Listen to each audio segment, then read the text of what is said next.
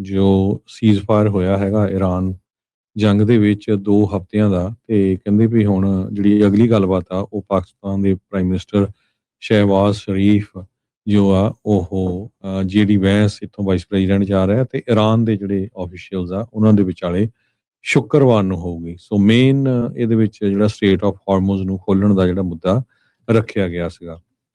ਸੋ ਬਹੁਤ ਸਾਰੇ ਜਿਹੜੇ ਲੀਡਰਸ ਆ ਇਜ਼ਰਾਈਲ, ਜਰਮਨੀ, UK, ਆਸਟ੍ਰੇਲੀਆ, ਸੋ ਉਹ ਸੀਜ਼ਫਾਇਰ ਦੇ ਹੱਕ ਦੇ ਵਿੱਚ ਆਏ ਹੈਗੇ ਆ। ਇਜ਼ਰਾਈਲ ਦੇ ਪ੍ਰਾਈਮ ਮਿਨਿਸਟਰ ਬੈਂਜਾਮਿਨ ਨੇਤਨਯਾਹੂ ਨੇ ਵੀ ਇਹ ਕਿਹਾ ਵੀ ਅਸੀਂ ਜਿਹੜੀ US ਦੀ ਸੀਜ਼ਫਾਇਰ ਦੀ ਐਫਰਟਸ ਆ ਉਸ ਨੂੰ ਅਸੀਂ ਜਿਹੜੀ ਆ ਉਹਦੇ ਨਾਲ ਐਗਰੀ ਕਰਦੇ ਹੈਗੇ। ਕੁਵੈਤ ਤੇ ਯੂਨਾਈਟਿਡ ਅਰਬ ਐਮਰੇਟਸ ਉਹਨਾਂ ਨੇ ਇਹ ਕਿਹਾ ਵੀ ਸਾਡੇ ਉੱਤੇ ਇੱਕ ਫਰੈਸ਼ ਅਟੈਕ ਹੋਏ ਹੈਗੇ ਆ, ਤੇ JD ਵੈਂਸ ਉਹਨਾਂ ਨੇ ਇਹ ਕਿਹਾ ਹੈ ਈਰਾਨ ਦੀ ਸਰਕਾਰ ਨੂੰ ਵੀ ਜੇ ਸੀਜ਼ਫਾਇਰ ਨੂੰ ਤੋੜਨ ਦੀ ਕੋਸ਼ਿਸ਼ ਕੀਤੀ ਗਈ ਤੇ ਫਿਰ ਉਹਦੇ ਜਿਹੜੇ ਰਿਜ਼ਲਟ ਆ ਉਹ ਬਹੁਤ ਹੀ ਖਤਰਨਾਕ ਹੋਣਗੇ। ਪਰ ਜਿਸ ਟਾਈਮ ਦੇ ਉੱਤੇ ਜਿੱਦਾਂ ਕੱਲ੍ਹ ਅਨਾਊਂਸ ਕੀਤਾ ਗਿਆ ਸੀ ਕਿ ਸੀਜ਼ਫਾਇਰ ਹੋਣ ਜਾ ਰਿਹਾ ਆ, ਤੇ ਉਹ ਤੋਂ ਬਾਅਦ ਜਿਹੜੀ US ਦੀ ਸਟਾਕ ਮਾਰਕੀਟ ਆ ਉਹ ਬਹੁਤ ਜ਼ਿਆਦਾ ਉੱਪਰ ਗਈ ਹੈਗੀ ਆ, ਤੇ ਤੇਲ ਦੀਆਂ ਕੀਮਤਾਂ ਵੀ ਲਗਭਗ $95 ਪਰ ਬੈਰਲ ਦੇ ਹਿਸਾਬ ਦੇ ਨਾਲ ਆ ਗਈਆਂ ਹੈਗੀਆਂ। ਟਰੰਪ ਉਹਨਾਂ ਨੇ ਕਿਹਾ ਵੀ ਨਾਟੋ ਬੈਕ ਨਹੀਂ ਕਰ ਰਿਹਾ USA ਨੂੰ ਫॉर ਫਿਊਚਰ ਕੰਪਲੈਕਸ, ਖਾਸ ਕਰਕੇ ਗ੍ਰੀਨਲੈਂਡ ਨੂੰ ਵੀ ਲੈ ਕੇ। ਕਹਿੰਦੇ ਵੀ ਇਹ ਪੂਰਲੀ ਰਨ ਪੀਸ ਆਫ ਆਈਸ ਹੈਗਾ ਆ। ਅੱਜ ਨਾਟੋ ਦੇ ਜਿਹੜੇ ਹੈਡ ਆ ਉਹ ਪ੍ਰੈਜ਼ੀਡੈਂਟ ਡੋਨਾਲਡ ਟਰੰਪ ਉਹਨਾਂ ਨੂੰ ਵਾਈਟ ਹਾਊਸ ਦੇ ਵਿੱਚ ਮਿਲਣ ਆਏ ਹੋਏ ਸੀ। ਗ੍ਰੀਕ ਦੇ ਪ੍ਰਾਈਮ ਮਿਨਿਸਟਰ ਨੇ ਵਾਰਨਿੰਗ ਦਿੱਤੀ ਆ ਈਰਾਨ ਹਾਰਮੋਜ਼ ਟੋਲ ਪਲਾਨ, ਤੇ ਕਹਿੰਦੇ ਵੀ ਅਨਐਕਸੈਪਟੇਬਲ ਆ, ਤੇ ਇਹ ਜਿਹੜਾ ਗਲੋਬਲ ਸ਼ਿਪਿੰਗ ਦੇ ਉੱਤੇ ਇਹਦਾ ਜਿਹੜਾ ਬਹੁਤ ਵੱਡਾ ਜਿਹੜਾ ਅਸਰ ਪਊਗਾ। ਤੇ ਮੈਕਰੋ ਨੇ ਕਿਹਾ ਵੀ ਜਿਹੜਾ ਸੀਜ਼ਫਾਇਰ ਹੈ ਬੈਸਟ ਪੋਸੀਬਲ ਆਊਟਕਮ ਆ, ਤੇ ਉਹਨਾਂ ਨੇ ਕਿਹਾ ਵੀ ਈਰਾਨ ਦੇ ਨਾਲ ਗੱਲਬਾਤ ਹੋਣੀ ਚਾਹੀਦੀ ਆ। ਤੇ ਮੈਕਰੋ ਨੇ ਪ੍ਰੈਜ਼ੀਡੈਂਟ ਟਰੰਪ ਉਹਨਾਂ ਨਾਲ ਵੀ ਗੱਲ ਕੀਤੀ ਆ, ਤੇ ਈਰਾਨ ਦੇ ਪ੍ਰੈਜ਼ੀਡੈਂਟ ਮਸੂਦ ਪੈਜ਼ੀਕੀਅਨ ਉਹਨਾਂ ਦੇ ਨਾਲ ਵੀ ਕੀਤੀ ਹੈਗੀ ਆ।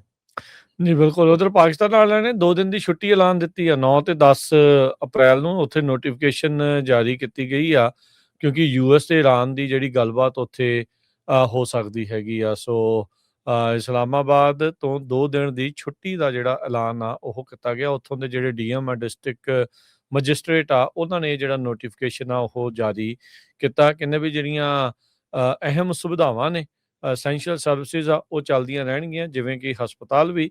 ਤੇ ਕਹਿੰਦੇ ਵੀ ਸਿਟੀਜ਼ਨਸ ਨੂੰ ਅਸੀਂ ਪਹਿਲਾਂ ਹੀ ਦੱਸ ਰਹੇ ਹਾਂ ਵੀ ਆਪਣੀਆਂ ਐਕਟੀਵਿਟੀਜ਼ ਉਸ ਦੇ ਹਿਸਾਬ ਦੇ ਨਾਲ ਕੀਤੀਆਂ ਜਿਹੜੀਆਂ ਉਹ ਜਾਣ। ਸੋ ਟਰੰਪ ਹੁਣਾਂ ਨੇ ਆਪਾਂ ਨੂੰ ਪਤਾ ਵੀ ਸਿਵਲਾਈਜੇਸ਼ਨ ਖਤਮ ਕਰਨ ਵਾਲਾ ਜਿਹੜੀ ਧਮਕੀ ਤੋਂ ਬਾਅਦ 'ਚ ਜਿਹੜੇ ਪ੍ਰਾਈਮ ਮਿਨਿਸਟਰ ਸੀਗੇ ਪਾਕਿਸਤਾਨ ਦੇ, ਉਹਨਾਂ ਨੇ ਕਿਹਾ ਸੀਗਾ ਵੀ 2 ਹਫ਼ਤੇ ਦੀ ਮੋਹਲਤ ਦਿਓ, ਮੈਂ ਤੁਹਾਡੀ ਗੱਲਬਾਤ ਕਰਾਉਂਦਾ ਆ।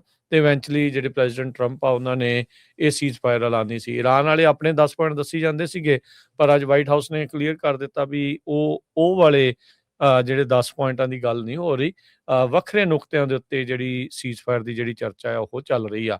ਉਂਝ ਜੇ ਦੇਖਿਆ ਜਾਵੇ ਤਾਂ ਹਰਜੋਤ ਸਿੰਘ ਜੀ, ਇਹ ਜਿਹੜੀ ਸੀਜ਼ਫਾਇਰ ਇਹਦਾ ਟੈਸਟ ਖਾਸਾ ਹੋ ਰਿਹਾ ਆ।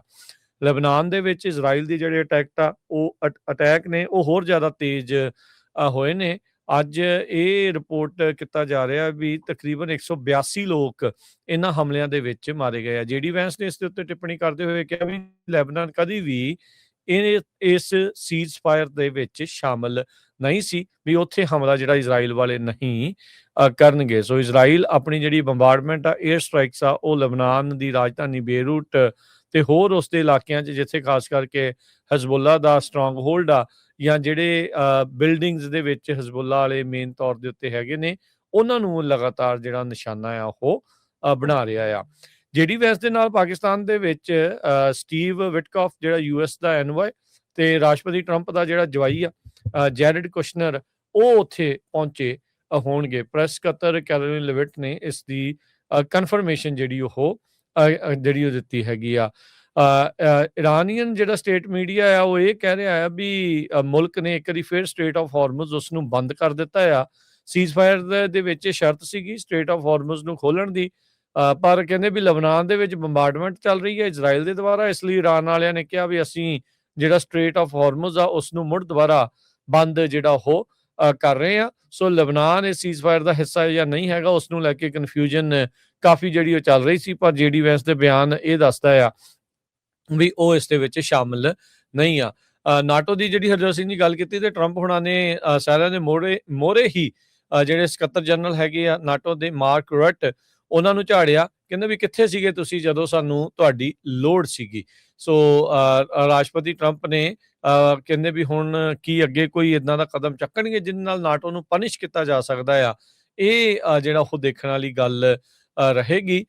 Secretary of state Marco Rubio ਨੇ ਫੌਕਸ ਨਿਊਜ਼ ਦੇ ਇੱਕ ਇੰਟਰਵਿਊ ਦੇ ਵਿੱਚ ਵੀ ਕਿਹਾ, where are we in NATO, you have to ask that question. So ਲੱਗ ਇਹੀ ਰਿਹਾ ਹਰਜੋਤ ਸਿੰਘ ਜੀ, ਜਿਸ ਤਰੀਕੇ ਦਾ ਮਾਹੌਲ ਬਣ ਰਿਹਾ ਆ ਇਰਾਨ ਦੇ ਵਿੱਚ ਹਮਲੇ ਤੋਂ ਬਾਅਦ, ਸੀਜ਼ਫਾਇਰ ਤੋਂ ਬਾਅਦ, ਹੁਣ ਅਗਲੀ ਵਾਰੀ ਨਾਟੋ ਦੇ ਇੰਪਲੋਡ ਕਰਨ ਦੀ ਜਿਹੜੀ ਉਹ ਹੋ ਸਕਦੀ ਆ। ਅਮਰੀਕਾ ਇਸ ਡਿਫੈਂਸਿਵ ਅਲਾਇੰਸ ਨੂੰ ਕੱਲਿਆਂ ਜਿਹੜਾ ਉਹ ਛੱਡ ਕੇ ਅੱਗੇ ਨੂੰ ਜਿਹੜਾ ਉਹ ਵੱਧ ਸਕਦਾ ਆ। ਬੋਰਡ ਆਫ ਪੀਸ ਦੇ ਵਿੱਚ ਕਈ ਮੁਲਕਾਂ ਨੂੰ ਸ਼ਾਮਲ ਕੀਤਾ ਹੈ, ਕਈ ਨਾਟੋ ਦੇ ਮੈਂਬਰ ਉਹ ਸ਼ਾਮਲ ਨਹੀਂ ਸੀ ਹੋਏ। ਸੋ ਹੁਣ ਦੇਖਦੇ ਹਾਂ ਵੀ ਆਉਣ ਵਾਲੇ ਸਮੇਂ ਦੇ ਵਿੱਚ ਇਹ ਜਿਹੜਾ ਕੋਈ ਅਲਾਇੰਸ ਆ ਕਿਸ ਤਰੀਕੇ ਦਾ ਰੂਪ ਅਖਤਿਆਰ ਕਰ ਸਕਦਾ ਹੈਗਾ ਆ।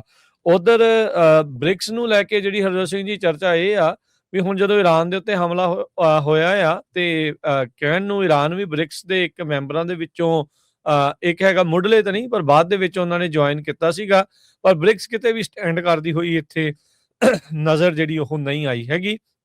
ਸੋ ਇਹ ਕਹਿੰਦੇ ਵੀ ਇਹ ਸਾਰਾ ਕੁਝ ਆਪਣੇ ਸਾਹਮਣੇ ਜਿਹੜਾ ਇਸ ਟਾਈਮ ਨਾਲ ਦੇ ਨਾਲ ਜਿਹੜਾ ਉਹ ਚੱਲ ਰਿਹਾ ਹੈਗਾ। ਸੋ ਦੁਨੀਆ ਦੇ ਵਿੱਚ ਬਹੁਤ ਤਰ੍ਹਾਂ ਦੀਆਂ ਜਿਹੜੀਆਂ ਚਰਚਾਵਾਂ, ਖਾਸ ਕਰਕੇ ਨਵੇਂ ਵਰਲਡ ਆਰਡਰ ਨੂੰ ਲੈ ਕੇ, ਕੌਣ ਜਿਹੜਾ ਉਹ ਮੁੱਖ ਤੌਰ ਦੇ ਉੱਤੇ ਪਿਰਾਮਿਡ ਦੇ ਉੱਤੇ ਹੋਊਗਾ, ਕਿਹਦੀ ਸਰਦਾਰੀ ਚੱਲੇਗੀ, ਕੌਣ ਪਿੱਛੇ ਰਹੂਗਾ, ਉਹ ਮੁੜ ਕੇ ਰੀਅਲਾਈਨਮੈਂਟਸ ਚੱਲ ਰਹੀਆਂ ਨੇ।